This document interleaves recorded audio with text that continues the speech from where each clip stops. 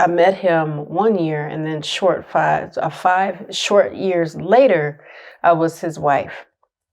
And I still am. And I'm not going to act like I'm not because of anyone else that doesn't understand it.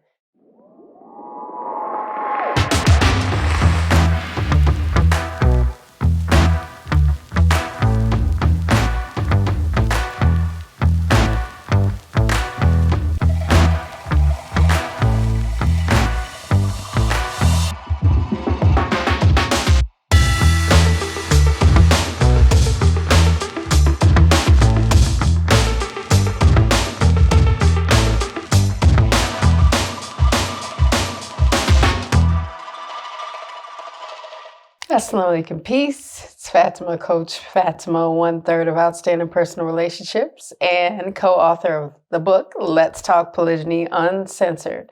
Now, in this video, guys, I'm going to tackle a question that I've gotten before. And it's kind of, it's just, some of these questions that we get, for the most part, they're awesome. But then there are some that I really have to think about, why would somebody think that? Now, this question is, how did I feel as an initial wife that my husband got married again and went away with the work that I invested in the marriage? Like, I built him and he ran off with somebody else, was kind of what the question was. And it was on a live. I answered it because, I'm not running from this. But that question kind of took me back. I'm like, what am I supposed to be, the marriage or poly crash test dummy? Like, you see if it destroys me first and then you move on to somebody else, or I didn't do my job, you move on to somebody else, or, I mean, it's so many ors, it's so many ahs, it's so many humming and ha's. But I remember getting that question and I was like, what would make someone think that my marriage was created and we decided to get married so that we could destroy it later on? I mean, nobody goes into marriage saying that, and if they do, they need to seek psychological help and evaluation. I didn't build anybody. He can stand on his own 2 feet.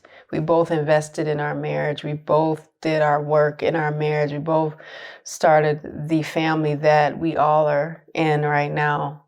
The tribe was established by us both. And I'm not going to try to take sole responsibility for it. I'm not going to take the praise for it. The tribe continues because we all want what's best for it. We all love our family. We all love the people that love us within our family. And I don't get to decide what part on Coach Nazir's timeline that I am to be on. Like, I don't get to say, well, I'm going to show up at 96, 95. No, I'm going to show up at 95. That's not how that works. We agreed to get married and no one was against their will, and we were young and we're still young and our marriage is still young.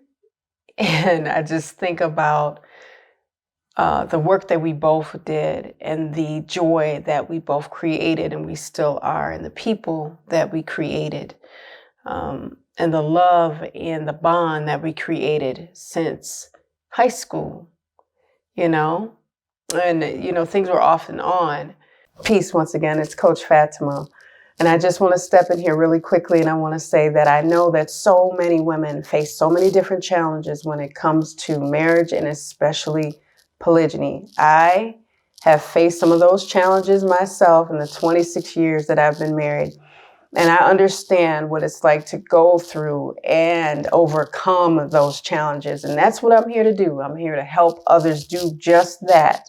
So with that being said, I just want to let you know that if you want to coach with me personally or get counseling from me personally, please visit CoachFatimah.com for details. Now, I'm going to let you get back to the video that I interrupted. Once again, assalamu alaikum, peace. For a little tiny while, for about 2 years, and I met him 1 year, and then 5 short years later, I was his wife. And I still am. And I'm not going to act like I'm not because of anyone else that doesn't understand it. So I don't feel like a marriage crash test dummy. I don't feel like I was the guinea pig. I don't feel like I was used. I don't feel like I was tricked in any way, shape, or form. Yes, could things have been done better? Yes, but the things about being done better or doing things better is that we both could have done that. I won't make excuses for him and he won't make any for me. I just have become more understanding of his position in life and he's become more understanding of mine. And when you have two people that want to be understanding and to be understood as well, it's a gift. And I'm grateful for that. And I'm grateful that I've experienced massive growth. Because if I hadn't, I couldn't be who I am today. And I love who I am today with more intensity that I had for myself years ago. So this life is stretching me like it's stretching anyone else. I'm finding what I love and what I'm passionate about and why I am. So they said if your why isn't enough to make you cry, then you need to reevaluate it. So my why is powerful enough to make me cry. And a lot of the reason that it is because I have so many incredible family members in my life. And, we're not happy all the time. Nobody is. I'm a person and I'm not going to act like I'm not a person. And I have good days, I have bad days, but it's about me having more good days than bad days and how to get myself up out of that. But I don't take any full 100% responsibility for the success of my marriage because my marriage is partially my responsibility. My happiness is my responsibility. But we all know if things are going wrong in our relationships, then we kind of get a little off balance and we go, I don't like that. But if we don't like something, if we're concerned about something and we need to talk about something, then we should do that. Because like I said, we're grown and we're not in high school anymore. Those of us that have went beyond that point, we're not. So I don't think about my life in those terms. I don't think about my life in a high school kind of way. I've matured since then a great deal. And I don't miss high school. I don't. I miss my little stolen moments sometime. And I could look back and laugh at some of that stuff. I'm like, ooh, I was begging to get caught.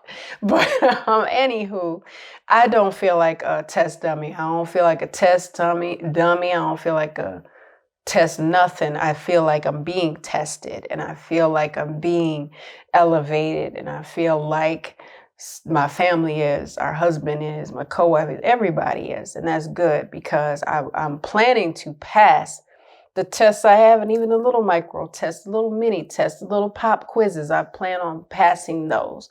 And the ones that I haven't, I've learned from them. So this journey has not been necessarily easy, but it hasn't been the hardest thing I've ever done in my life. The hardest things that I've done in my life were surrounded by losing the people that I love because they passed away. And anything else, I've decided that I can handle it and I can move on from it and I can learn from it and pray for those who are not with me anymore and keep it moving. Keep it cute, keep it moving. Because I got to think about how much longer do I have to be better and how much longer do I have to be happy. So I'm going to take the time that I have, and I hope you guys do too. Learn from my mistakes, help others with my story. And if you would like to learn more about our coaching and counseling, I want you guys to please visit outstandingpersonalrelationships.com/store for details. Now, I hope I really helped you all. I always do. I always hope I helped you guys. I always hope I gave you some information that is of benefit because I remember not having someone kind of talk to me about what they've been through and have it resonate with me. But If you do your work, you get your reward. Okay? And if you want to have a fruitful harvest, plant a seed, right?